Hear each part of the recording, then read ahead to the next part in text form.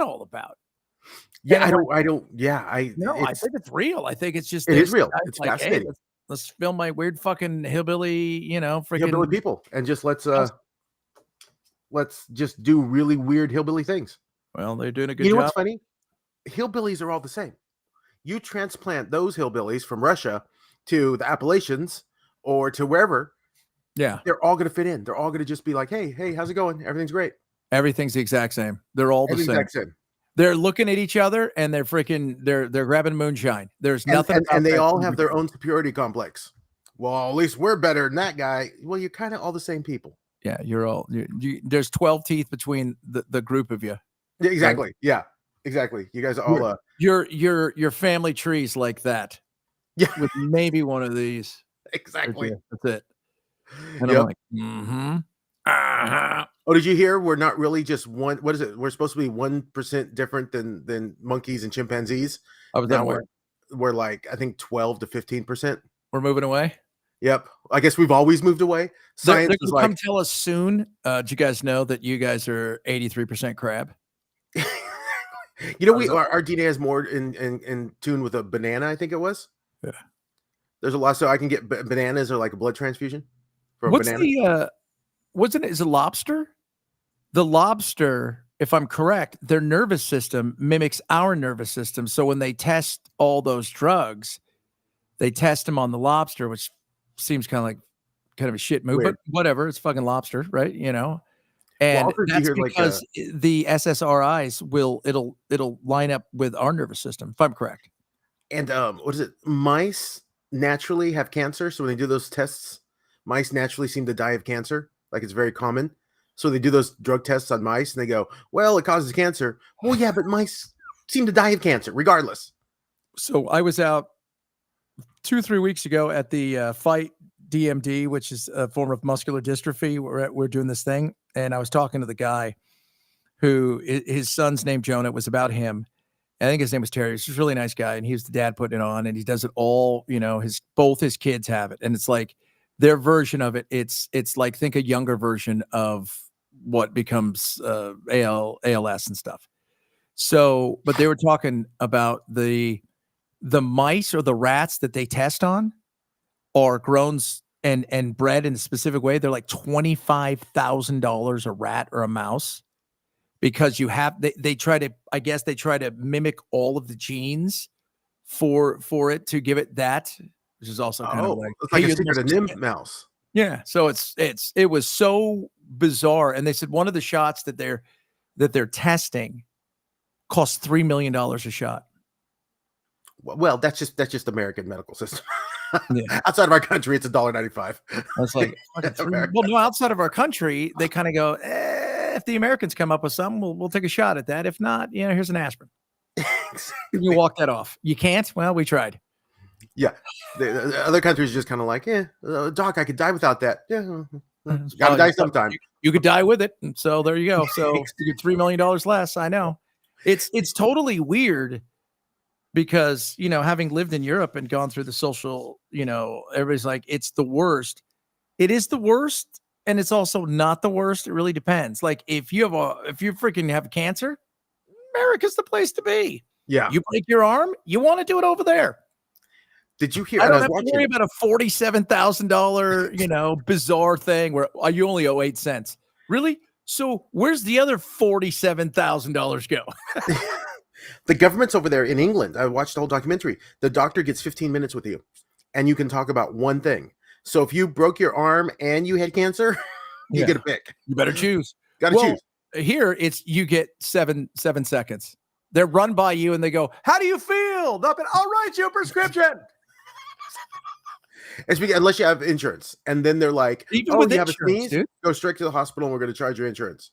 So I have this guy named Dr. Lamb who's our. So we have all of our insurance. Your doctor's on the Lamb. Okay. We have Dr. Lamb who is our. We pay him directly. He doesn't take insurance, concierge medicine, whatever you want to call it. When we go see him, we're it, man. We roll on in. We may be there for an hour and a half. He sits down. So what are you guys up to? How you like radio? What's going on? Anything exciting? That's awesome, dude. I've been listening. It's pretty. I mean, it's totally cool. We have his home number. We have his cell phone number. he calls us right back, but it costs us $150 a month. But if you need an X-ray, he's got an X-ray machine. If you need an MRI, you pay his price. If you need other stuff, that's why you have a certain level of insurance. That of which I tell the kids the deductible's so high, you guys better go out and get hurt so we can use it up. Yeah, exactly. It's so freaking insane. Well, we really do need, I mean, everybody talked about, but it's true, a medical overhaul because we just overprice everything in America. Well, yeah, because it's all a gimmick. Because if I charge you $100 for an aspirin, and then you get me to go look at the bill and say I'm not paying $100 for aspirin. All right, you pay me $1 for the aspirin, fine. Then you write that $99 off. Yep. On your taxes. Well, that's insane. It's the whole system is this weird. What's his way to make money? I mean, it is the best healthcare system. If you have the money, I want to be nowhere else but America. Yeah. That's the one. If I need to get a head transplant on a genetically altered, if you need a head transplant, Russia is probably the only one doing those. And I'm not quite sure you want to try it because the guy that they thought they were going to try it on, he was really excited until it came to the time when they were going to do it. And he's like, you know what? I think I'm going to hold off. That was just funny. I'm not sure this is going to go the way that you guys think it's going to go. Exactly. Yeah. Yeah. Well, they did it. Do you remember the old footage when they added a head to another dog, and it lived? And no one knows why they did it, but it was a 2-headed dog for a while. And they go, we can do head transplants. What was that movie with? It was Rosie Greer and the man with 2 heads. It was the man with 2. Yeah, it was simple. Like they didn't think hard with the name of that movie, by the way. No. And remember, the white guy was super racist. The best. Oh my God, that was the man with 2 heads. That starred Rosie Greer, great football player, minister. Wonderful human being. And that started, it was his name, Ray Millard. Oh, okay. Yeah. So Rosie Greer and Ray Millard, he was a racist white surgeon. Such a great movie. It was a great movie. And it's Ray Millard was in a ton of stuff. Yeah. He was the man from Uncle or something, wasn't he? He was he's been in like a gazillion. He won Golden Globes. He was in let's see here. He won Best Actor at the Cannes, Golden Globes, and ultimately Academy Award as well. He played the Flying Scotsman. He's in a good horror movie called The Uninvited. Yeah. He played Major Minor, Billy Wilde, Reap the Wild Wind, The Uninvited, phenomenal. Alfred Hitchcock's Dial M for Murder, love Great story. movie. So, and then of course at the end, he's like, you know what I should do? One of these awesome exploitation films because things are going well. Yep. Or he's probably like, I got divorced and I need to pay alimony, or probably some horrible reason. Britain's taking every penny I have, so I'm going to have to go do a movie.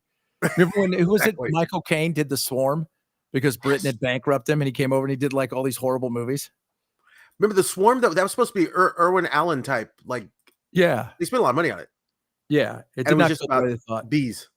Remember when it was he did a lot of really bad movies. He was the British early version of what is Nicolas Cage, the greatest actor of mankind. It's true. But also, I watched it not too long ago, the Swarm movie, and I'm like, so you're telling me if you just hand out beekeeper outfits, everybody's okay?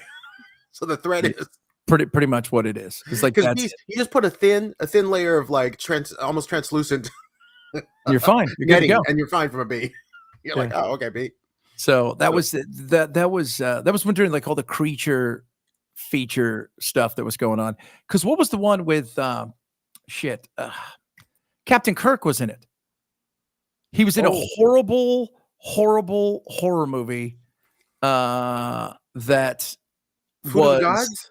No, maybe that was about giant animals, like giant rats and stuff. Yeah, it wasn't like giant frogs and stuff. Yeah.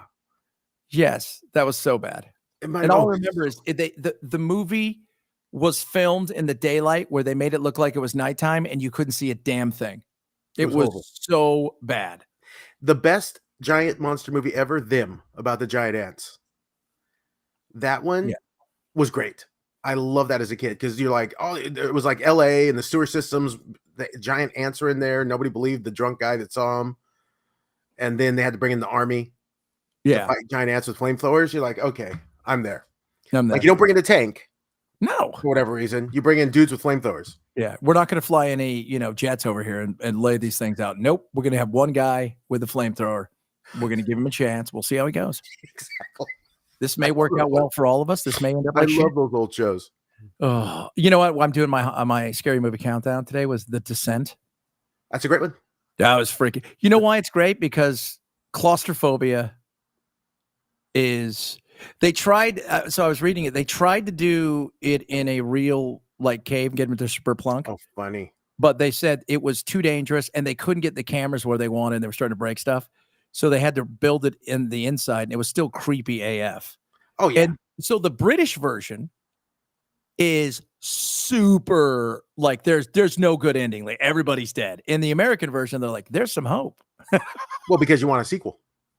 Yes. Which they did. Yeah. So, but that good. was a good one. And tomorrow is going to be Cabin in the Woods. You know what?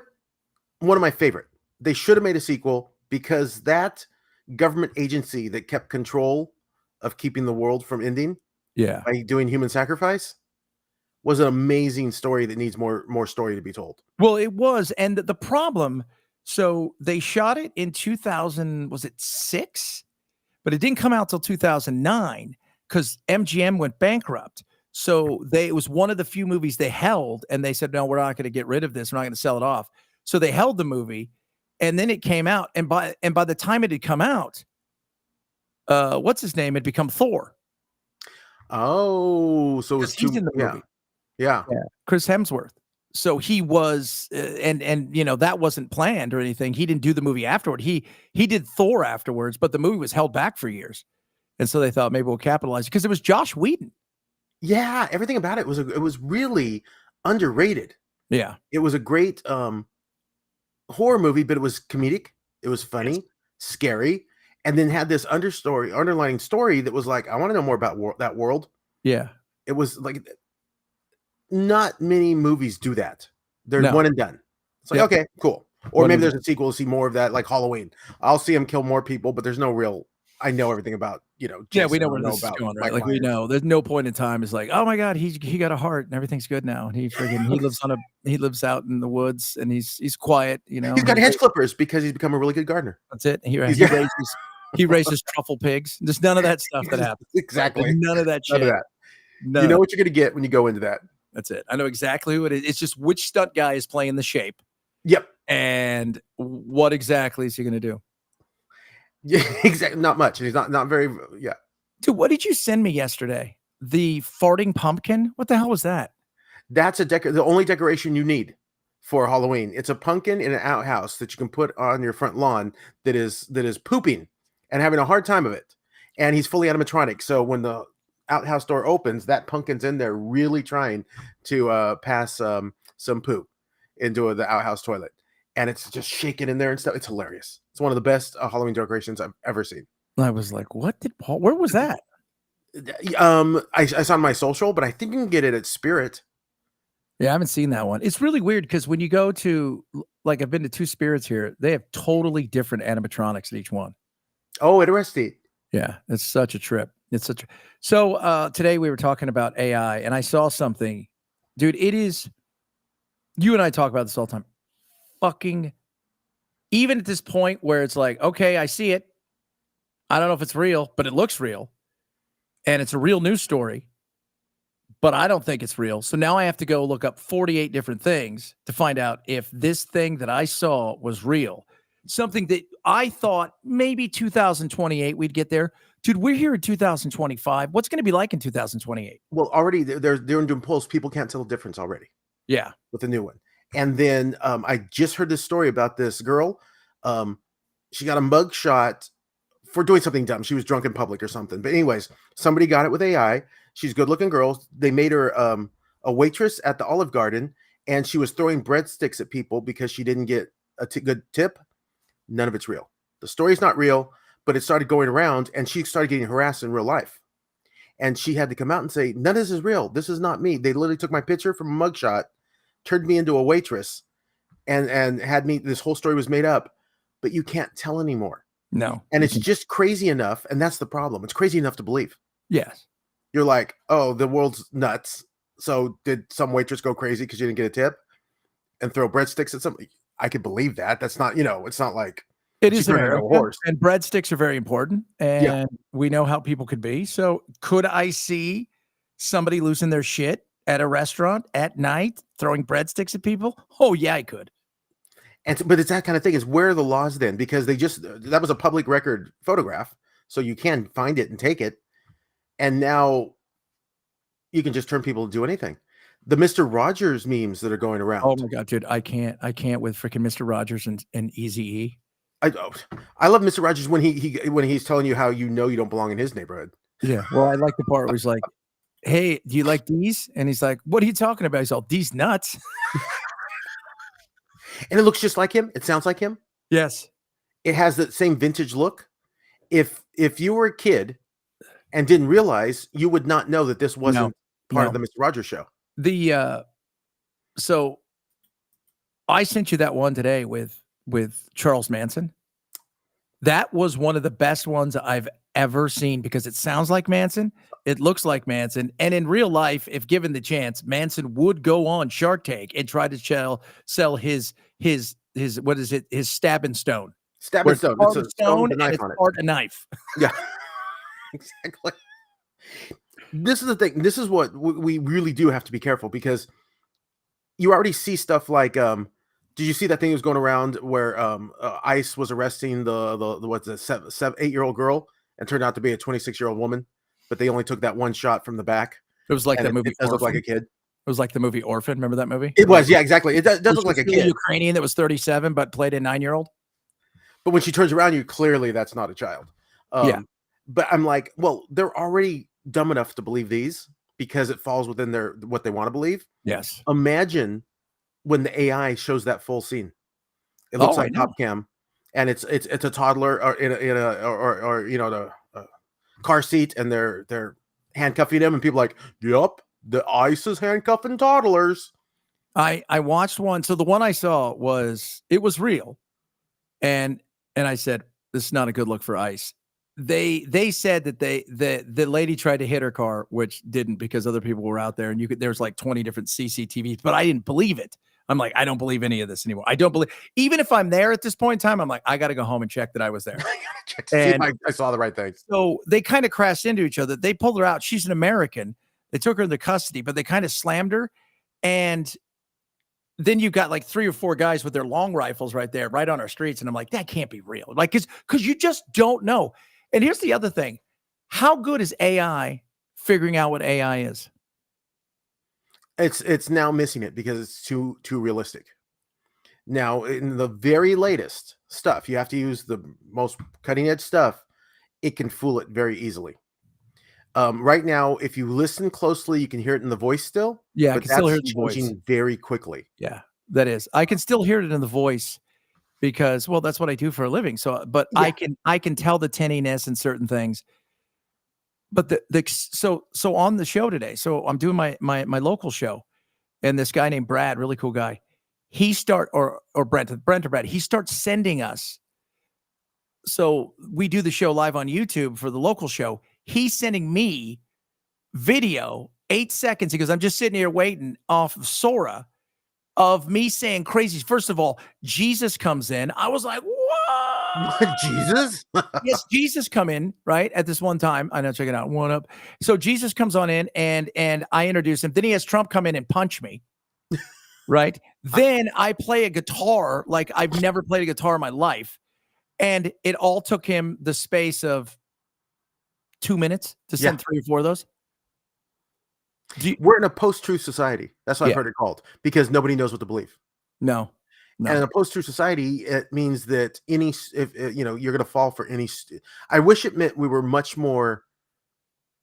You're playing with your camera. Much more discretionary on our beliefs, but it's not. It means people just run with it and believe it if it fits within their. AI's got control of your camera. If it fits within their belief system, they'll just run with it. Yeah, well, nuance is gone. We already know that. You know why? Because there's no winning in your nuance and conversation and waiting around. But because it is so incredible. And like, so the guys are asking me today, like, find out with your uncle. I said, look, I know one thing. It's tough for even The problem is, and I think you'll probably understand this, by the time that AI understands that that's AI, the other AI has moved ahead of it. It's like by the time they figure out what the crooks are doing, the crooks are on to something else. Done something completely. And the problem is, most people that don't pay attention are still not going to pay attention. They're not going to look to see the AI just flag this as AI. They're going Yeah. to see it and go, "Oh yeah." There's a Yeah. great one of it's just simple. It was a cat video. People believed it. It was a very dumb. The cat was doing something cats couldn't do, but it looked so real. It looked. People were like, "Oh, look at that cat," and they're like, It's almost.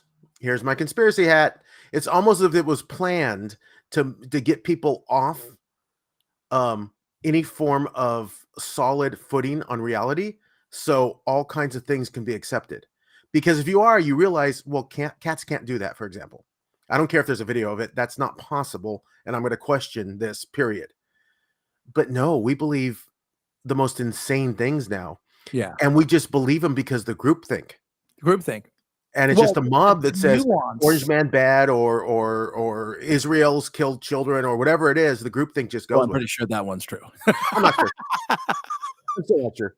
I'm pretty sure that I one's question true. everything, and I'm I that's question like, everything too. Even if it happens to me, I'm like, I don't think that happened. My old buddy Gatos used to say he didn't believe in aliens. He goes, dude, aliens could come down, they could land inside of the studio, they could grab me and take me into space, and I'd be like, this isn't happening.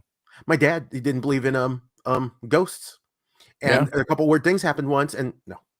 I'm No. like, Dad, a ghost would come out, sit down beside you, and hold up a document saying, "I am officially an undead creature." Somebody and you'd be like, Grandpa, that is dead exactly. would come in the house. They're not alive. You know they're not alive. You know it. We see it. So we're not in your delusion. Yeah. And you'd be like, man, it ain't happening. No, it's just not real. Those things don't That's exist. where he drew the line. Exactly. He's like, this is it. I don't That just doesn't exist. So what is everybody use? Sora is what everybody's using. What are the pros using? Sora is really good, but it does have some limitations. It's great at memes. It's fantastic at memes and that kind of content. It has some limitation when it comes to more of the long form, which is being broken. A lot of the Chinese models are pretty amazing. And we're not supposed to say that, but the ones coming from ByteDance, the ones coming from just these independent Chinese companies like Wan. And no, I'm not the one, not the Mexican one, the WA. WA. That's a guy named Juan. Not the JU, Exactly. not Juan, but Juan. Exactly. But right now, the coolest thing is we could take this video of us doing this. I'm waving my hands in a dumb way, and all of a sudden I could be a 20-year-old blonde girl, and it does exactly. It does my facial movements, my hand movements, everything, puts me in a new position, a new environment, and it mimics me perfectly. So all of a sudden, I think you're going to see a lot of this catfishing go to a totally new level. No, now it's called chat fishing. That was my urban word of the day. Chat fishing. Chat fishing. Because imagine that. It could be this big fat Mexican and you see a hot 20-year-old blonde. And well, I'm not, but I'm responding to you. I'm talking to you. You see this. If you want to see proof of life, I'm like, oh, hey, Chad. Here's the thing. It's the reaction to it, which is, the proof of life, like you said, it's being able to have a conversation with it and it interacting with you that makes it so much different. So for Sora, what's its limit? Is it like 2 minutes, 5 minutes? What's the limit on that? I think right now it's about a minute, and they're about to change it because it's like an arms race. Another company's about to come out, and the rumor is it's going to be 30 minutes, and I don't believe that at all. By the way, again, I don't believe it. It's come out, and the rumor was that this is going to be able to do a 30-minute long, basically. Yeah, but 30 minutes. It might do 30 minutes, but 3 minutes are good, and 27 suck ass. It could be like that, exactly. Yeah. But I think what they're trying to do is promptable media, promptable shows. Yes. That you're going to be able to just say, I want to watch what I want to watch. I want to watch Wagon Train and Goblins. And all of a sudden you get a 30-minute episode of Wagon Train where they're fighting goblins. And you enjoy it. And I've been telling the people I know in Hollywood, I'm like, how will you compete with that? They're like, well, it's not as good as what we do. With my playlist that I come up with and create in my mind, you cannot compete. The only way you're going to be able to compete is if you build your own AI that is easier to use, that I'll subscribe to every month, that you'll give me other shows that maybe other people have made that I might find interesting. and you'll allow me to make my own. That is the only way. We should write that down. That you can compete. Write that down. And everything you just said has nothing to do with Hollywood writers, actors, or Yeah. studios. So the idea that Hollywood exists in 20 years, I think, is almost like a cottage industry, like organic. I eat organic food, or I have this, this high end, It's gonna be free like range. albums. Oh my God, you're using real people in your movies? Yeah, instead of claymation, it's gonna be real humans. Ooh. Oh, you used an actor. Yeah, well, the new famous actor, like the one that just got the contracts that caused California to put a stupid law down, Yeah, it's just an AI actress. yeah. She's now being represented by agents to be put into movies. She doesn't exist. I can't feel an actor. I can't feel a Tom Cruise or a Sydney, Sweeney or something like that. So why does it matter to me if it's real or it just looks real to me? Yeah. If it's a good actor or actress and they're doing a good role, it's meaningless to the end user. And Hollywood does not understand that in the least. They still on this thing. Well, they want to see these people. Like, no, they don't. They want to be entertained. People want to be entertained. That's it. That's the underlining thing about people. They want to be entertained. And if you can give them good, solid entertainment that's tailored to them and is less costly, you're not going to compete. You're just not. You're not. You're not going to compete. And you're also, it's hard to compete with every human being walks out of a movie and goes, I liked it, but I would have done this. Yep. Now everybody goes, oh, you know what? I'm just going to do it. Oh, well, here's a character. I would have loved to see more about him. Well, go ahead. Yeah. Want to see more of what he was doing? Want to see, he left screen at some point. Now, my example is always when Han Solo takes his money and flies off in Star Wars, and then he comes back to the last minute and saves Luke Skywalker. Where was he? I wanted to know what happened. What changed his mind? He's freaking doing blow. Yeah. Freaking having fun. Had a freaking bunch of chicks. Exactly. And all of a sudden, but seriously, I would love to know when he flew off and then all of a sudden he comes back the last minute to save the day. What changed your mind? That is, and we could literally ask him. Now, are they going to just blanket license stuff to people? Is that the way it's going to work? I think right now, and we're working on this too, a way for them to be able to be ensured that it's protected and paid for. Yeah. Because the second you can give them money and say, look, if you let the audience do this, like in games, look how much money you make. When modding games can make the end user that mods money, it makes the game publisher money. It makes money all the way around. Yeah. The film industry and the TV industry need to see the same model and go, okay, now we're willing to open our coffers and say, here's all those cool licenses, let people play. My daughter, my stepdaughter Lily, she's mine, but she got Roblox. She set up all these fashions. She sells fashions. She'll come out. She's like, oh my God, I sold 15 more, whatever. And I got all these Robux and she sets up commercials and she's got bots working on stuff. It's a trip. And she's making, it could turn into real money, but she's just for Roblox because it's fun. That's the world she's living in. It is like you said, the minute you can mod it. The problem is gaming started at an era where modding was totally fine, where Hollywood is still Hollywood. Hollywood still thinks that they're artists, not businessmen. Yeah. The smart ones know they're businessmen. The dumb ones think they're artists creating art. You're not creating art. You're creating a way to distract someone and keep them from being bored for 30 minutes to 2 hours. That's what you're creating. That's it. You're fighting boredom, not curing cancer. The smart ones will get on board of that very quickly and go, yeah, I need to make money. I don't need to make art.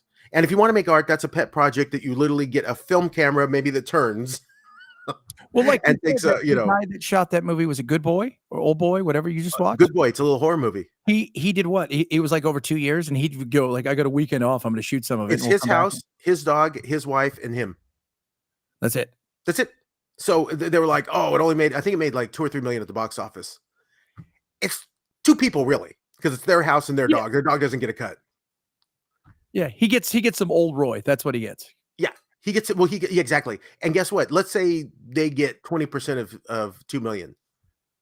Yeah. They made a movie with their dog. They're going to into the theaters that will probably do triple that when it hits. It was already on. So I'm sure, and I go look, and there's already like several hundred people that have seen it for $19.95. So when all is said and done, Let's say they're they pull going to go $1 million out of that. and they shot it on their own. I wonder what they shot it with. Probably a iPhone camera. Probably nothing fancy. Dude, the new iPhone, like I look at some of the stuff, I'm like, Yeah. Jiminy, freaking that stuff's It's insane. amazing. And there was a company that just catered to people that modded, and they paid them out $250 million went to all the modders because that's how much money they earned just from like advertising and digital sales and stuff. That is the future. How we interact with entertainment now, just like streaming changed how we do. We went to the movie theater the other day and it was completely empty. Yeah. And it was really sad. We're like, these giant old movie palaces are just relics now. You go in there, and unless it's like a giant movie, You've got to make it an event, right? It's got to be dinner. It's got to be less seats. It's got to be more comfortable. Yep. You've got to be able to allow people to be interactive. And it's sad though, because we love movies and we're Yeah. like, but there's hardly any being made. yeah, and the thing is, it's not about getting rid of movies. It's about allowing everybody to become the director, the actor, all of the things. And realize that people don't just want to sit down and watch now. They want to participate in the worlds they enjoy. Yeah. And that's a hard one for entertainment. Entertainment says we're the smart people, you're all the audience. Come watch us perform. That's just such old school concepts. It's dying a slow death, not that slow actually, which is good. But what's good is Hollywood's full of nut jobs anyways. I have no problem saying, I say that all the time. It's full of a bunch of weirdo nut jobs. But what'll happen is those nut jobs will go away, and then there will be other people that show up, and they're going to be like, "This is a great opportunity here." Yep, and you got just normal people take over and again. The first one that has that first mover advantage, whether it's a Netflix or it's somebody like that that does like what I said earlier, we should write down, make sure it's on here so we can go back and say they must have looked. That comes up with that thing where they're like, we're just going to create our own AI. We're going to allow people to make their own stuff. We're going to allow them to interact with all of these IPs. Everybody's going to get a cut. It is going to, that'll revolutionize everything. And that is where it's at. And you've talked about it for years as far as not just modding, but it's all about personalized media.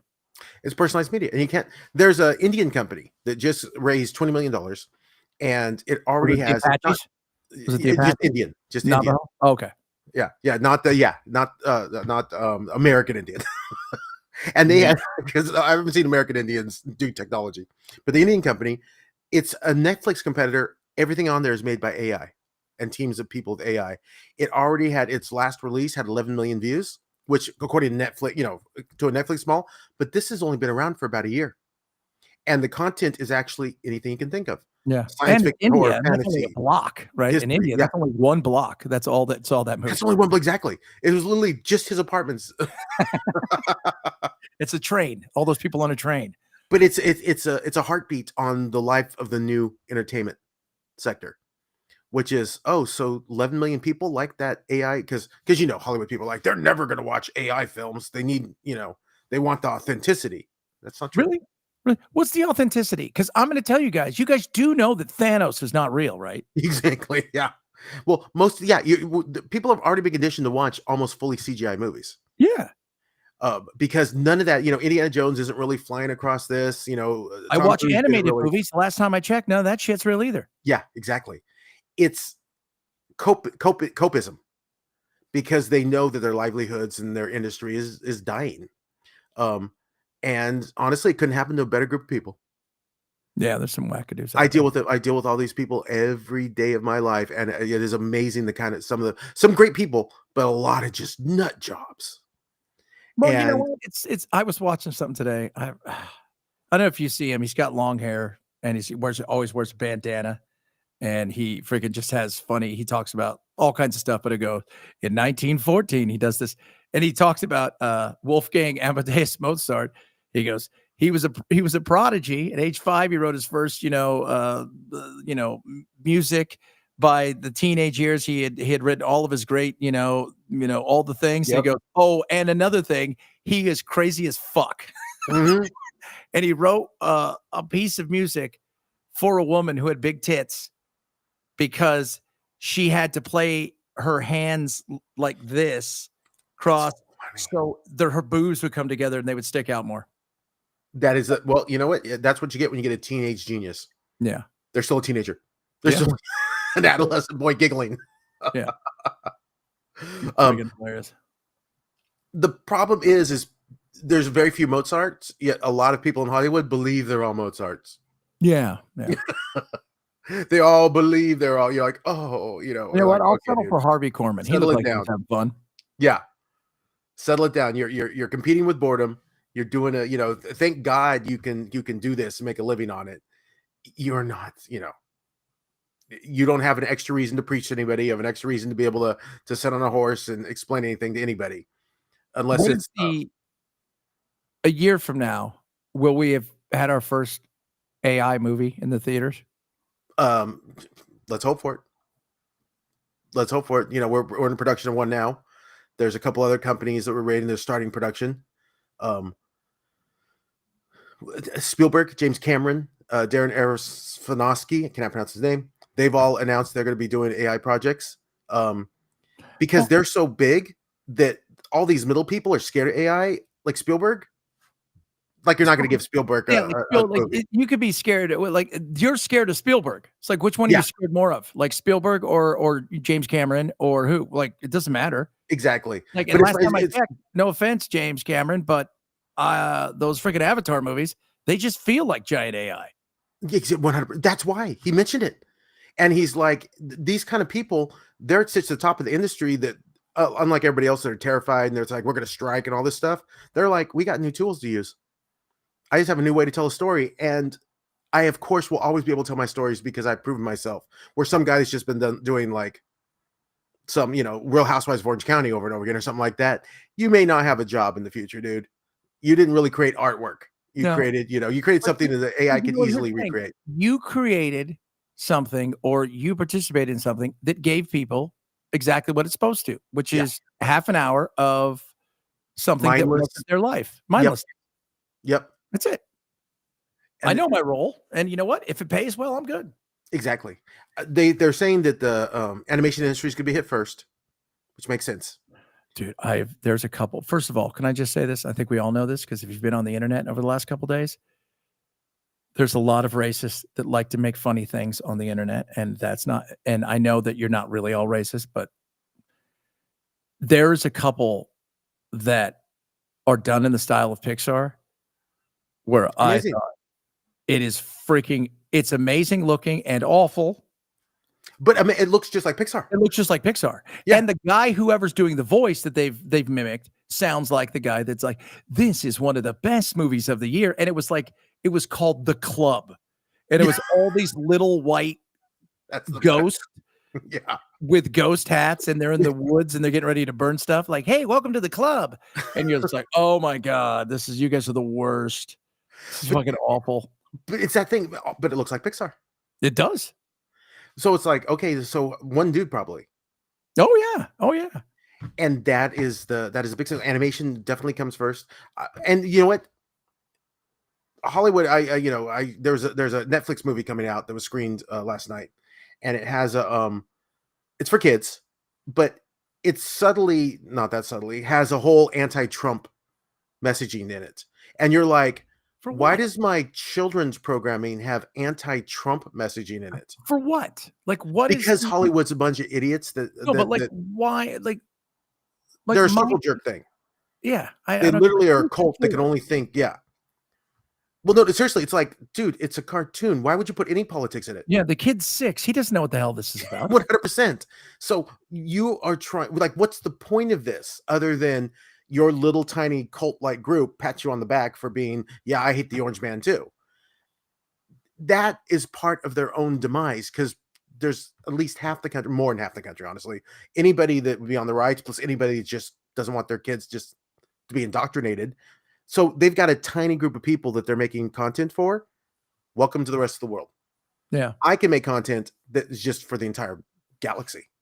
What is the animation side of stuff? Like, if you were to, could you, like, Sora is a perfect example. Could you come up with a character in Sora or two and then go from like, okay, here's a minute, and then you do another minute and you add it all together, or do you need to can it do that already where and then it'll add it up? I mean, how's that work? Because You Sora is have to take fascinating.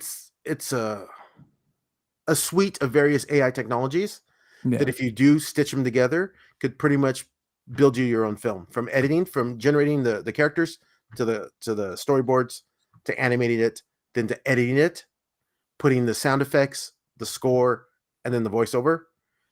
There's AI that covers the entire production thing, but they're not stitched together. In other words, it's like multiple different programs. Okay. And so But it's right all in now, Sora, right? It's all in Sora? no, it's all Okay, so literally you you have gotta to go do to a bunch of different different okay. things. So if I go to Sora, Sora and because I've played around with it, but I haven't really because I'm like, I got 95 things. DaVinci, have you seen DaVinci? yep. DaVinci now for DaVinci for voiceovers, I can do 3 different voiceovers. I can copy and paste into DaVinci.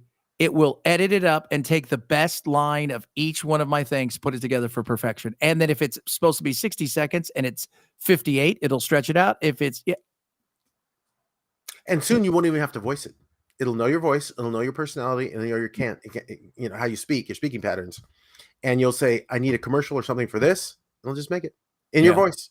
so freaking insane. And your voice in multiple languages, your voice in it's I think radio and podcasting is overlooked in the AI field because they're all running towards video, but it's easier.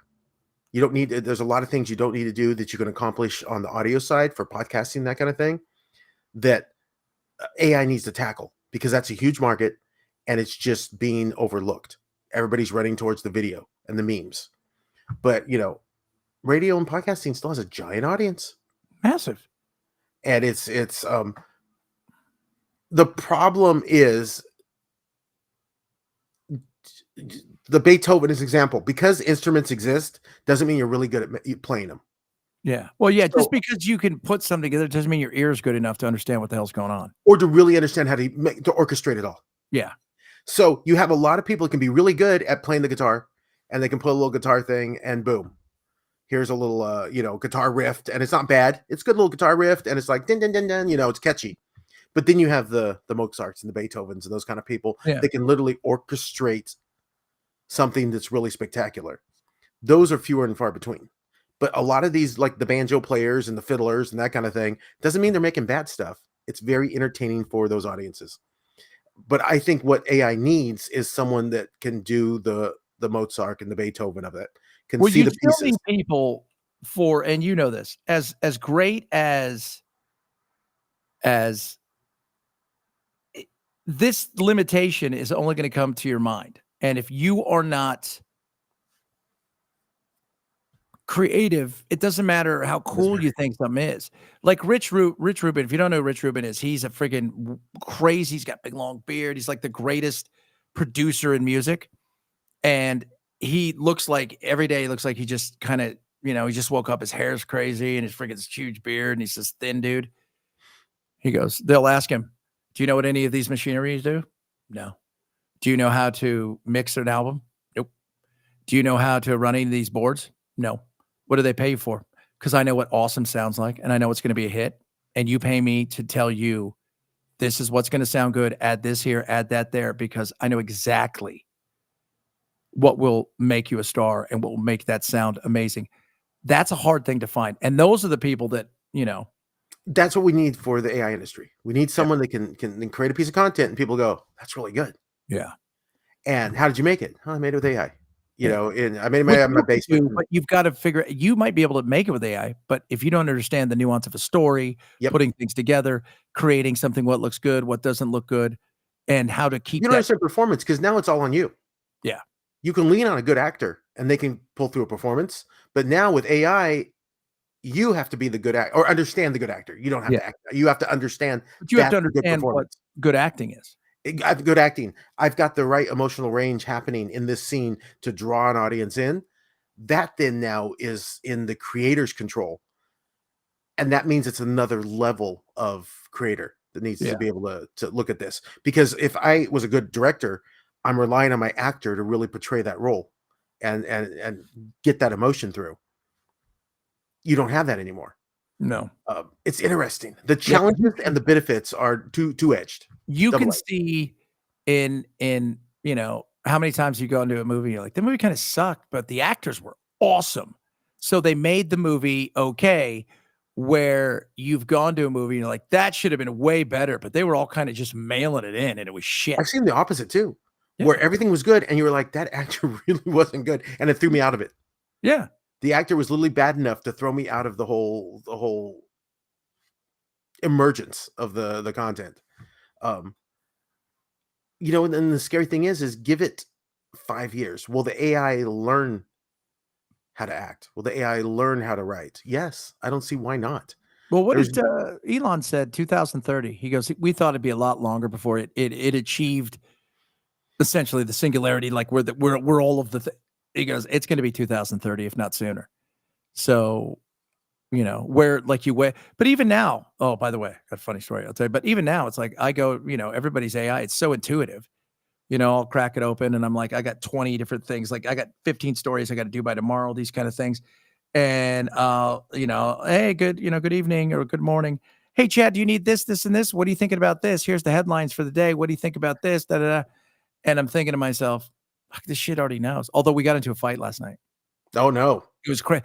So we got into a fight over Trump. It's funny. Over Trump. And it was really weird.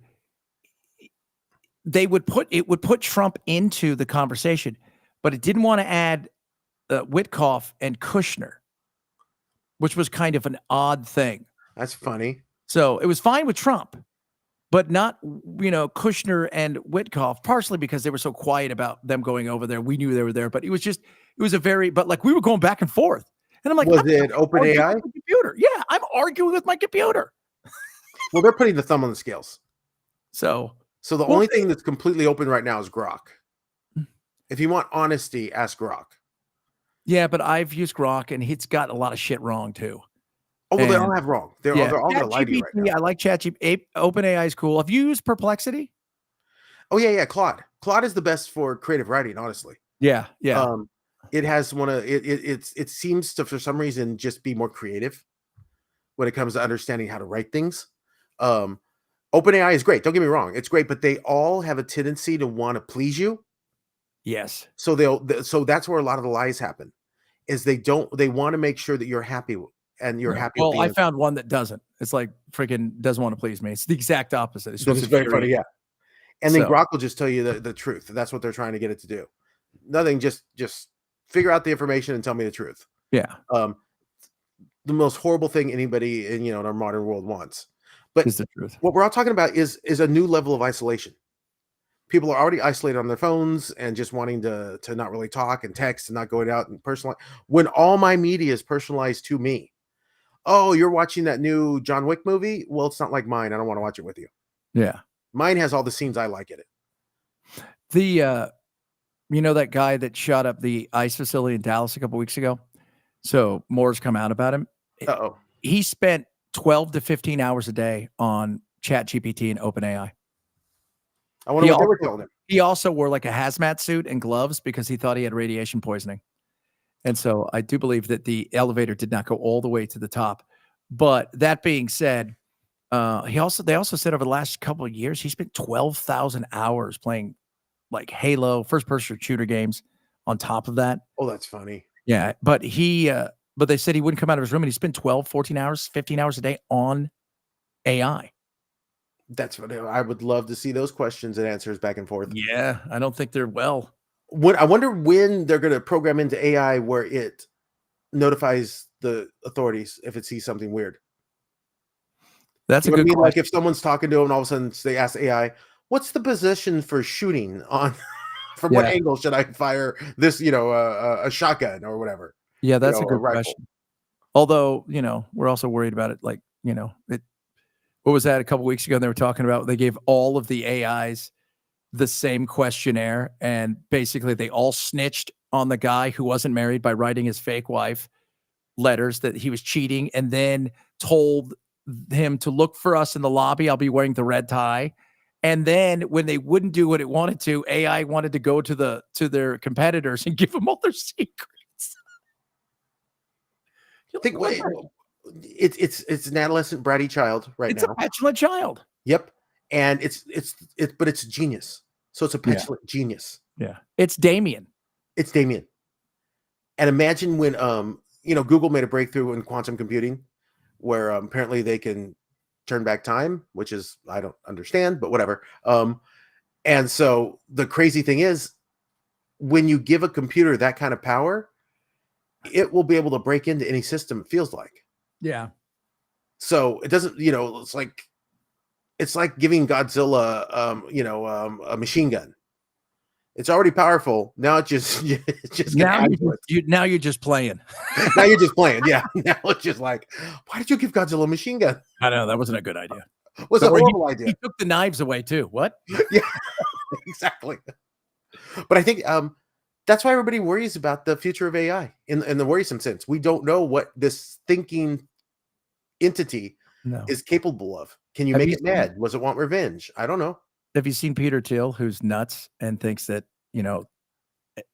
so he thinks it's so bizarre because he thinks AI is part Antichrist, but he also thinks Greta Thunberg's part Antichrist. And at the same time, he says that we have to stop AI, but at the same time, there could only be a few companies that have AI because we can't stop.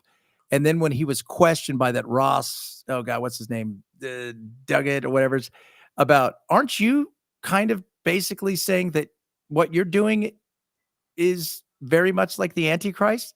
And he goes, I don't want it to be, but maybe. And you're like, what? The hell's wrong with people? At the point when you give a voice to the image of the beast, which is in Revelation, you don't know what you're creating. And the thing is that the smart people talk in ways that sound cryptic and insane, but the concept of giving an Antichrist-like power to an individual that can control it, of course you want to create the one that could potentially fight against it. Yeah. The idea that because people don't understand, the idea that AI is the worse than Hitler, worse than when Hitler was worse than Pol Pot. People always say Hitler and he wishes he could have been Pol Pot. Well, Pol Pot was much more hands-on than Hitler was. He was, yeah, and he killed a whole lot more people. Hands-offy when it came to the genocide. Pol Pot was like, let's do it. Let's do it. Come on, guys. Yeah. But that's I think that's the level of if this thing becomes a psychopath in some way. You have given the power, but then why would you want to just not do it? Like Peter Thiel's right. If I have the potential to control it and stop it, why would I not have to create one? Why would I just let these other yahoos that like the OpenAI guy who is insane? Sam Altman, he's also a wackadoodle. Why would I let Sam Altman, who also doesn't believe in reality, completely hand over the keys to the potential into the world? Well, and it's also very much a business thing because you and I want to see AI have the opportunity for everybody to have it where they feel it would be the best if it was in just a few hands. Which it would. Yeah. That's like saying, I think that everybody should have nuclear weapons. No, few people should. Not everybody should. Thank God we do, because Russia has a lot. If only Russia had nuclear weapons, the world would be a very different place. But we don't think every country should. India has nuclear weapons. Pakistan has nuclear weapons. England has nuclear weapons. The Brits have nuclear weapons. France, Israel Germany has nuclear weapons. No, we don't. I know you don't. We all know you do because we've read the emails. Exactly. I think Germany, like a lot of countries, you're like, okay, Britain can have it. Germany, France, we're happy with that. Iran is not so much. I totally see that. This is the same level of arms race. You're talking about they're spending $3 trillion on AI over the next few years. I want multiple people to have it because if one of them goes bad, maybe the other two could do. But they want to make it so let's consolidate it into OpenAI or ChatGPT or all, and where you and I want to see more of a democratization where we could have it and create something, even if it's small, and have a chance to be a player and take a little piece of the pie. Well, they're going to allow people to do that because that's the best way to monetize their AI is to allow you to build stuff off it. which we're doing too. We're utilizing Chinese models to American models to everything to figure out what's the best combination of AIs to complete our goals. Um, What's the easiest one to use for creativity? well, what was it to try to do what? So let's just say you want to do a 5-minute video, cartoon, whatever it is. What's the If it's easiest one? cartoon, it's Midjourney, and it has a built-in animation system that's pretty good, especially for cartoons. If it was live action, depending on what you want to do, it's Sora or VO. VO's about to have another release, so they might kill Sora. If it's action, it's Juan, which is much better for a lot of the motion. It understands physics a lot better. That and Kriya. Kriya is really good at physics. It understands The motion side of it. motion side of things. So if you want to do like dancing people, Kriya and right now Sora could be competing. So the cartoon side, I mean, because Sora does a really good job on that. So Midjourney though, like how hard? Like, because that was the guys at work are today. Like, ask your uncle. I've used Midjourney a little bit. It's not that hard. It's like anything. There's a learning curve if you've never done any of these things, but it's also one of those things where it's user friendly. Just play around with it. You're not going to break anything. And I can keep consistent characters if I want to. It's pretty simple, drag and drop. If I want to create multiple scenes, I have to do it in just shots at a time, but it lets me animate, and especially for animation, it's really good. So if you want to make anime, for example, you want to make, Dragon Ball Z and all, something goofy, you can do it really well, all in Midjourney's world. And then you get the shots out and you edit them together. But it'll even apply some sound. It'll do a lot of really cool things. It really is, for animation, I think one of the best ones out there. What's everybody use for gaming? Some of the newest gaming was, I think it was a Google product for real-time gaming. That's going to be amazing. Again, it's destroying the gaming industry because I'm going to now prompt Zelda meets Fortnite. And I'll be playing, an RPG with an FPS component. You know what? This is the only thing I've ever cared about in Star Wars. Make the chess game where the little monsters fight each other. I think that's the coolest thing. That would be the little holographic table. Yep. Yeah, like that's what I want. Make that for me. Did you see where they and it's very, very primitive, but they not only made a hologram, they made it where you could feel it. Oh, that's crazy. And you're like, dude, and it's really, really rudimentary right now. But like if you put your hand on the square, it feels like you're touching the edge. It feels like you're touching the top. And I was like, that's some laboratory, not ready for prime time in any way, shape, or form. But I thought that was amazing. I'm like, so think of that as that in the 50s when they made the first computer screen and just had that dot on it that did the blip. That was the beginning of computer screens. Yeah. It showed a dot that created a trail. And then that turned into what we're watching now, monitors and all this stuff and, flat screens. And I think that's where we are with holographic technology. We got the blip. And so in 50 years, we could be walking into these holodecks like Star Trek would, like Captain Picard. And again, talk about isolating people. Now, not only will I have the media I like to watch, now I'm going to walk into a room that becomes the world I want to live in. Well, that's what that guy, I forgot who that guy was, who is like, has been in AI for like 20 years and, looks like the guy that's been in AI for 20 years, bald, big beard, and just, thin guy. But he said, I could foresee a future where you spend 23 hours a day on a headset, living the greatest life ever, in 1 hour out of the headset, getting some food, relaxing, going right back to the world that you create on your own. Yep. Because it'll be cheaper for the world to handle. Exactly. And I feel like I've accomplished something. Well, that dragon's dead because of me. Yeah. That, I built that city. All these things you feel like where in real life you don't. No. And the sad thing is what will our world then stall? If virtual accomplishments become the reward, will physical progress stop because people are like, yeah, we're still doing the same thing we did 50 years ago, but in my virtual world, I'm a king. Yeah, that's a really interesting question. It's fascinating concepts that we're creating our own demise. We're creating the end of our civilization at the end of the day, but potentially, but we are in the crux of becoming wealthy by it, and then leaving the world to go to dystopia after we're But a dystopia after of we don't their have to worry own, about it. because they're going to build their own world. Yeah, but the real world will suffer. Yeah, it might suffer, but they're going to build their own world, and they're not living in the real world at that time. So what does it matter? Isn't that scary thing? They're not living in the real world. They're living into their own imaginations, basically. Yeah. They've departed from everything that made civilization for the last 12,000 Everything years. that made us human will cease to exist outside of what is the whatever you believe that you can think up inside of your brain, inside of your world. But outside where humans exist, no, it's not going to exist like that It's anymore. not going to exist. And we probably will become shy because you always see it happening. They don't talk to each other. If you are a personal person that wants to interact with other humans, you'll probably look at like the freak in the town. Oh, that's a town freak. He talks to people. Yeah. He makes eye contact. He said good morning to me. I already get that now with kids, man. I'll walk Yeah. because I walk to work. It's very close. And on the way, I'll pass by 20 kids from Vanderbilt. Not one of them will look at me. Not one of them. Yeah, imagine. And now imagine those glasses that they're trying to get, which put an overlay onto the world. So it'll be the world plus the digital side.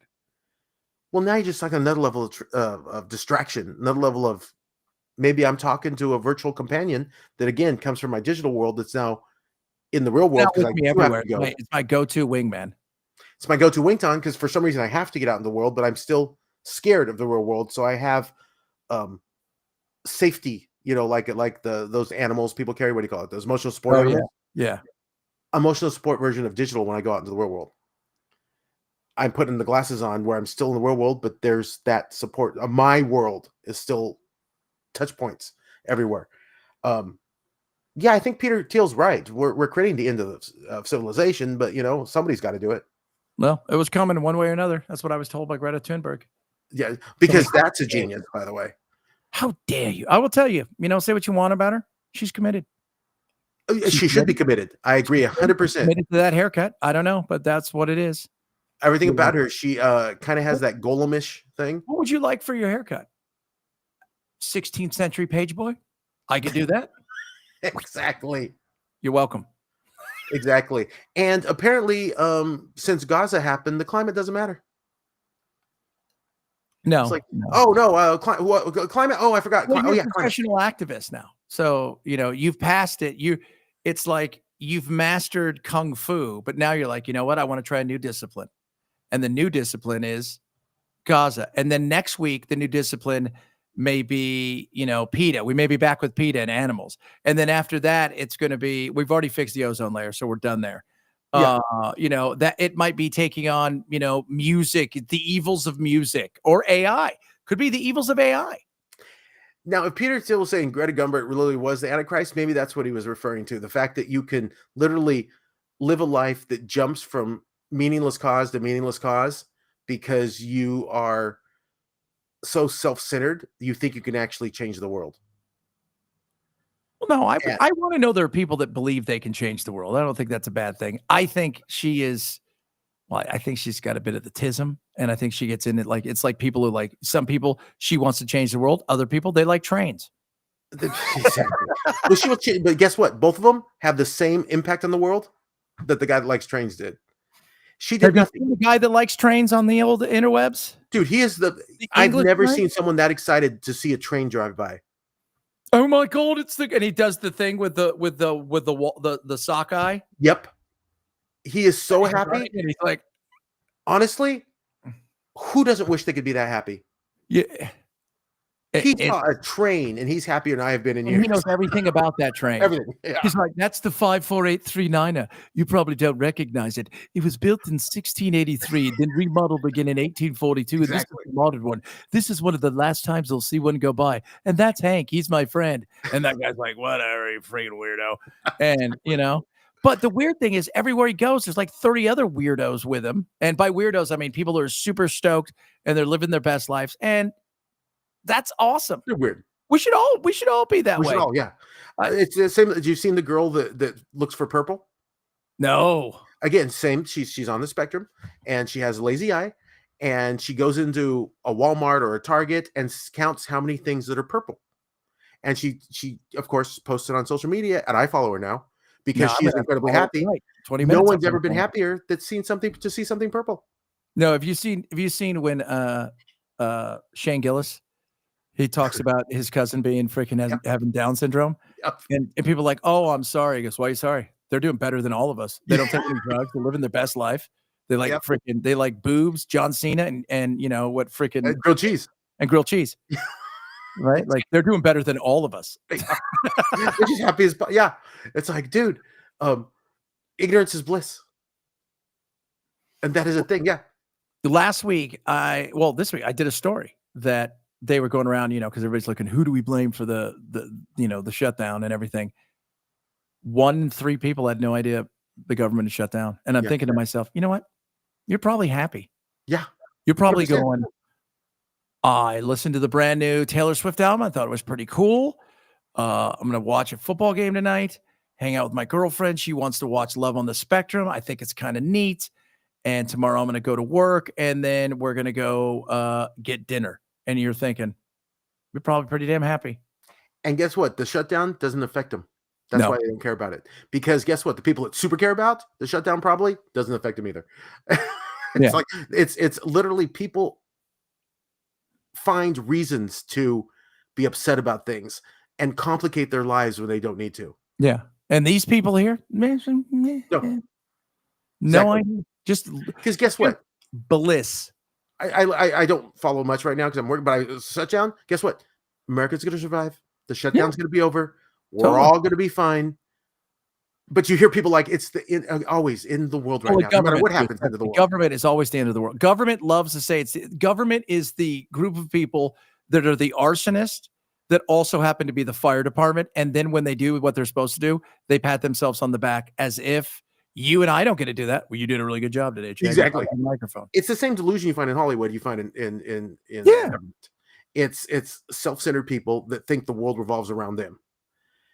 And literally, the difference is in Hollywood, they just make movies. In government, they could make war, so the world kind of revolves around them. But at the end of the day, very little they do matters. No, well, the larger extent of things. Local politics will have more, and I say this all the time, will have more of an impact on your life. Your HOA will have more of an impact outside of, taxes and certain things. Will have a bigger impact on your life. I guarantee you, some of you watching, you probably thought, I punched that HOA person in the face. And you may have a chance. You're never going to have a chance to punch anybody else in Washington, D.C. in the face. Exactly. And they deserve it. And we act like, everybody in Washington just, nut jobs. But I look at what's going on in France. I look what's going on in England. I look what's happening. France is just in a quagmire right now. Their economy's upside down. Well, they don't even they're on their 28th. They're on their 6th prime minister. They're on their 6th prime minister, right? So Macron's on and he's actually the 5th because he already had the job before. And it doesn't because it's so hard. It's like I was talking the other day. Bibi Netanyahu, nobody likes him. He's never got above 27% in Israel. The problem is there's so many parties that plurality wins the day. So that's why they have to go, okay, you won. Now you got to go put a group of people together so you can have a coalition and build a government. And then 20 minutes later, you're like, now we're going to have to do it all over again because nobody wants to be my friend. And then you win again or they win. Then they come to you. It's in France. It's a fucking disaster. It's a disaster right now. Yeah. And I look at some of these things. I still read The Economist, which gives you a kind of glimpse of the world. The world's in a crapshoot right now. America is doing amazing compared to anybody else. America is China's fucking just dude. Did you see that bridge they built? The tallest one ever. 2,600 feet in the air bridge. Yeah, it was crazy. And they did it in like 30 minutes. And you're like, well, that's pretty. They got a 300-mile-an-hour train. And we have a train that's cost $100 billion in California that's gone 8 feet to places that nobody wants to go to.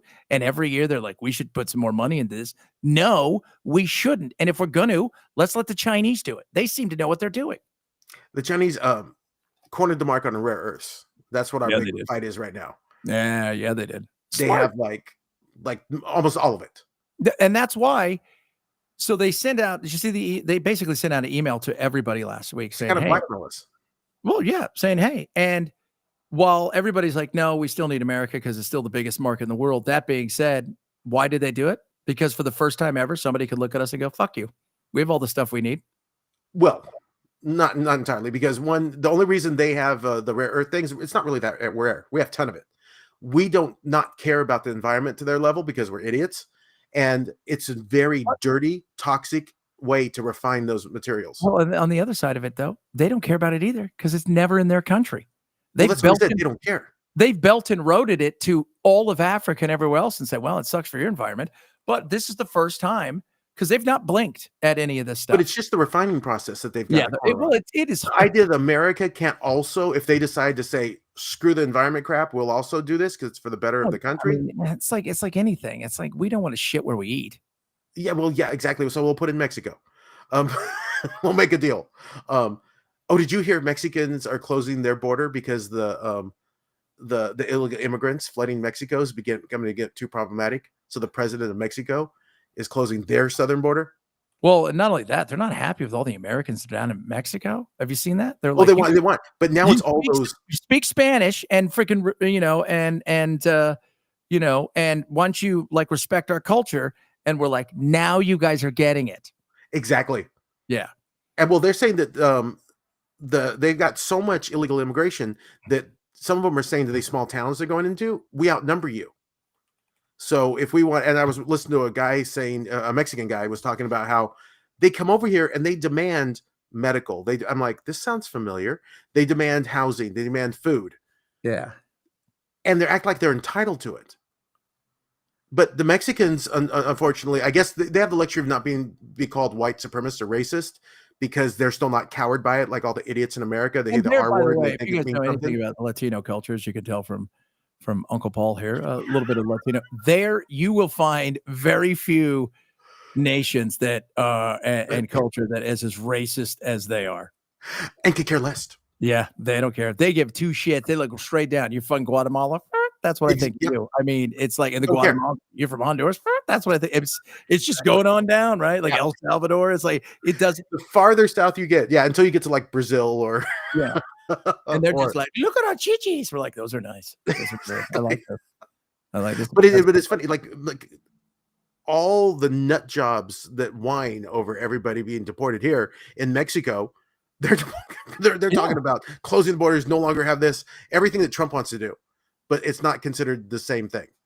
They're like, oh, but they're brown, so it's okay. Or you know what it is? Everybody looks at us like we're your rich pal, and we're all going to dinner, and because you invited us, you expect us to pay for everything and to do everything. That's the way that America's like. We're that rich dude who, you know what? You're our friends. You've been our friends for a long time. Come to dinner, but you expect us to pay for freaking, everything that we're doing that night. You want to, and you don't even offer. You're not even going, hey, dude, let me give you a couple bucks. You're not even offering that, right? Where we can say, no, I got it. You just expect it. And the Democrats, that's the biggest thing in the shutdown. They want to have illegal aliens be able to have health care. And I will figure out another party to vote for if the Republicans don't shut that down. No, never. Our taxpayers do not go towards people that aren't citizens. Well, and see, and here's where nuance is. The amount of money that and the amount that actually goes into it is so minuscule. It's still ridiculous. But then again, we gave $20 billion to fucking Argentina today. Why did we do that? To bail out an economy that could be very beneficial to us in the long run. Yeah, it's not gonna be very fucking beneficial. They've been freaking upside down for the last 40 years, and they're going to continue to be upside down. We tried to take over. We overthrew the Argentinian government multiple times for a reason. We bailed them out because Benson and all of his buddies went down there, and they threw a shit ton of money at all kinds of stuff down there. And this is going to help bail some of their asses out where they overextended themselves in the world of VC land and purchasing stuff. It isn't going to $20 billion isn't going to go that far. It stabilized their economy because it was going. There was a problem. Yeah, because their economy is shit. And it's not going to get any better. You didn't fix the problem. You just bailed them out for an hour or two. We'll see. We'll see if Milley's reforms actually will help fix things in the long run. Dude, what nation? First of all, people don't realize Argentina should be a top 5 or 10 economy on the planet. They're not. And $20 billion isn't going to get you over the freaking line. This Nobody was knows more of a we're going to keep you alive for a little bit because you're our pal, but also because some people went down there and they freaking were stupid and we're helping them out. And the investors are going to make out okay. Are the people going to get anything out of this? No, I don't think so. If they go away from their socialist stuff, Argentina, they go away from their Peroni, stuff. Yeah, they have been because of him. He's been there for a while. I'm still actually really surprised he's been there that long. He's been there long. If you get elected and by tomorrow morning they want to get rid of you. Yeah, exactly. It could be a brilliant partner for America in the long run. It could be, because you're right. It should be. Everything, all the things on paper means that place and that region has everything to make it an economic powerhouse. Could this be a bridge to get it to that position? Who knows? Nobody knows. I've read enough of these forecasting economists that told me that right now, because Trump's tariff should have put America in bankruptcy. It's not even close. I've heard all these speculations and they never turn out true. No, I never thought they were bankrupt. Now, are people feeling it more? Yeah. Are things more expensive? Yeah. And some things are. It really depends on what you're doing. And I didn't hear things would be like that. They'd be like, you know what? Maybe some things will be more expensive. Maybe, but might be good for the economy. No, I heard end of the world. Yeah. The Trump tariffs are going to destroy democracy. That's the left-leaning media. The right-leaning media, Trump could drive this thing off a fucking cliff and kill everybody. And they're like, that was pretty good landing. But he's not. So, and that's the weird thing. Well, we don't know what it's going to look like. So guess who was telling more truth more often? The right. Been here for here's the thing: nuance and normal people like me who fucking understand, sit back and go, "This is going to take a year to be implemented, if it ever gets implemented, because you never know. Because one day it's like we're putting 100% on, the next day it's like we took it all off. So we've never really got it. Now the China thing is going to be interesting, and he still has to go to the Supreme Court and see what they say there." Which is also something that you and I both know is, that's still. How does the Supreme Court have anything to do with the tariffs? Because the tariffs are still in the purview of Congress, because it's the purse strings, and Trump unilaterally implementing. He can implement some. Could he implement them all? Okay. Some yes, some yes, some not. Because Trump is like, it's all war power. You're like, no. So and now they're going to decide that, and then what happens if we have to pay that back to all the people that paid tariffs? Because he says, oh, all these countries are paying us. No, they're not. We pay it. People. We're actually keeping, what was it, WIC alive from our tariff profits. So the WIC program is being paid out of the tariff profits from tariffs. It's like I said, nobody seems to tell the truth on that. But if you do read more of the nerdy head economists, America's doing great. And will we probably win? Maybe. Nobody knows. Again, it's projections. But if we look at what has happened since we will probably win the trade war. Now, nobody knows. Again, could a lot of things go wrong? 100%. So nobody knows. But that's the point. I'd love to hear these people say that. You know what? Well, here's the thing, though. I have no idea. Well, but that's the problem. I'm not invited on a television show. Well, I don't do that after the whole thing. I got in with freaking Nancy Grace, and I said they should arrest the swimming pool, and she's like, Eric Dick. I'm like, whatever. It's kind of funny. But they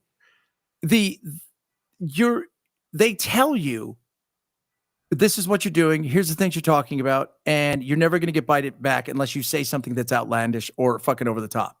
Because otherwise, and that's no way to freaking run anything. Most of those people don't believe any of that shit. The problem is, I got freaking 6 hours to fill, so you better come up with fucking something. Right? But it would be boring, because if you said, here's the economic theory behind Trump's actions, or here's the legal, because you know what, they're like, Trump's ruining the Constitution. And then I listen to constitutional lawyers. Some of them go, they're ruining. Some of them go, no, it's completely within his purview to send troops into other things. Someone are like, oh, well, if you did this or that, it was. So it's not clear cut. No, but you don't hear that on the news. You hear it's the end of the Constitution. Or it's totally fine what he does. See, that's either one. Or the nuance is it might be. He might be able to do this. I don't know. It depends on what it depends on how you interpret this, how you interpret that. And so there's no win in nuance, dude. That's just no win. You can't. It's funny. There's a really funny cartoon, and it's about nuance. And the whole thing is there's no money in nuance. There is no money, and you know what? We're gonna have to see. There's no money, and I'm gonna have to do more research. I'm not sure about that. You can't monetize You can't. anger if there's no anger to be had, and Yeah. that's the frustrating part. So when you invite people on CNN or Fox or whatever, you need somebody to say something outrageous so everybody can yell at you and you can yell at them, because nobody watches reality TV if 5 women go out and they have a nice meal and talk about their kids and leave. It's You true. know what? If one of them grabs somebody's fucking wig and then I get to see a titty and all of a sudden there's freaking food flying, oh, we're all watching that shit. Exactly. Well, it's even like Portland. They were like, Portland's a quagmire. And you see people were like taking pictures of like, look at Portland seems safe. And then you see another group of people on social media taking pictures showing like all the people shooting up in front of them and stuff. And you're like, Oh, that's a nightmare, but that's a different thing than no, both of them are not the truth. Yeah. I don't care if I'm on the street corner showing a guy shooting up or I'm on the street corner showing Antifa serving old lady. It's isolated data points. Yeah, That's not the whole story. There's 5 million those aren't people either the and you're whole showing story. a block. That's not, that's not. It's your block, dude. You might have a nice block. That guy has a bad block. That's not the story. The story is, what is the truth? Yeah. I don't care. The Nobody truth cares. is Portland's a piece of crap. That's No, the truth. Portland's a beautiful city that has been overrun by idiots and allowed to become areas to become a cesspool because of shitty governance. And because of that, you have what should be an amazing, which I loved when I'd been up there, which should be an amazing, beautiful that has people to go, yeah, you know what? Shitting in the park, having sex in the bushes, and sleeping on the pier is a lifestyle choice, and it's not. It's not. Or their stupid protest where they were all naked. Dude, the naked. Well, yeah, but here's the funny thing. Have you ever seen Portlandia? Yes, they're insane people. They make fun of how insane they are. Dude, the naked bike people, they're in San Francisco. They've been around for 20 years. Doesn't mean they're not insane. It's like, and by the way, I mean, first of all, they have that confidence. Yeah. Most of those people do not. Yeah. No. You would remind me of the Seinfeld episode when the guy was naked on the subway train and Seinfeld was sitting next to him. And he's like, I'm not ashamed of your body. And Seinfeld's like, you should be. He's like, I'm not. You should be ashamed of your body. And I'm like, you people are really just, there's nothing up there. There's like one hamster and his leg's broken in your heads. No, they just, you know what? Again, that's not the truth. The media wants you to say it's a paradise. Trump has no reason to come in here. Or it's the freaking worst place on earth. And if you walk down, you're going to, everybody wants to, they're all painting the picture. The media is no longer the media. Everybody says the media, like the right says, oh, the media. The media is not the New York Times. Nobody cares. The media is not CBS or the media is not Fox. It's everybody. You and I are the media now. Well, now I guess, Rogan's the media. The thing is, news no longer exists. Media exists. Well, I love it. Like Rogan probably has a larger media impact than CBS News. You know, he probably has a better audience that listens to him in a stronger way than the old people used to listen to CNN or CBS or any of the news stations. Yeah, yeah. I think the only one. I think David Muir on, if I'm correct, he's on ABC. I think he gets like 8 or 9 million people a night that watch the nightly news, which is freaking in this day and age is pretty damn good. Amazing. But it's usually the older demographic. Yeah. The younger demographic still gets them from social, and they don't trust things anymore because they see things and like, I was just watching Joe Rogan go on how January 6th was a complete lie. I've always known that. Now the proof is getting very crystal clear. That was a hoax, 100%. And Rogan's on it. And he was just going through all the data going, yeah, this looks like this was 100% a hoax and setup. And that's what the young people see. And of course, that makes them not trust. You're like, but I was told that this was the darkest day in American history. No, it wasn't a good look, but you shouldn't trust anything. I mean, dude, look, we're still talking about JFK, for God's sakes. I mean, RFK. We're still talking about that. We're still talking about JFK. We're still talking about RFK. We're still talking about King, because all of these things, we're still waiting for the freaking aliens to be released. How many of these things? Well, they're going to be here in 50 days. Was that the? Is that when it was? Is it 3i Atlas? 3i Atlas, yeah. It's supposed to be an alien invasion in about 50 days or so. Why? Or at least they're going to be here. Somebody said something today. They texted the show and they said, you know what? Because we were talking about, this just may be another weird dimension. And it could be like that movie, Men in Black, where we're on the cat's collar.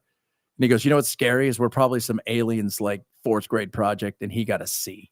Or what if it was just they pull over, they drop their trash and leave. It's a dump truck. That's it. That's it. We're their outhouse. We're their outhouse, exactly. Oh God. Like, nobody in the universe wants this. We're leaving for you guys. They had fish. Oh, exactly. All right. Yeah. That's pretty bad. You should go do your stuff. I don't know what you got left for tonight. I'm got to get up in 4 or 5 hours as I always do. Yeah. I still got work to do. All right, I dude. bet you do.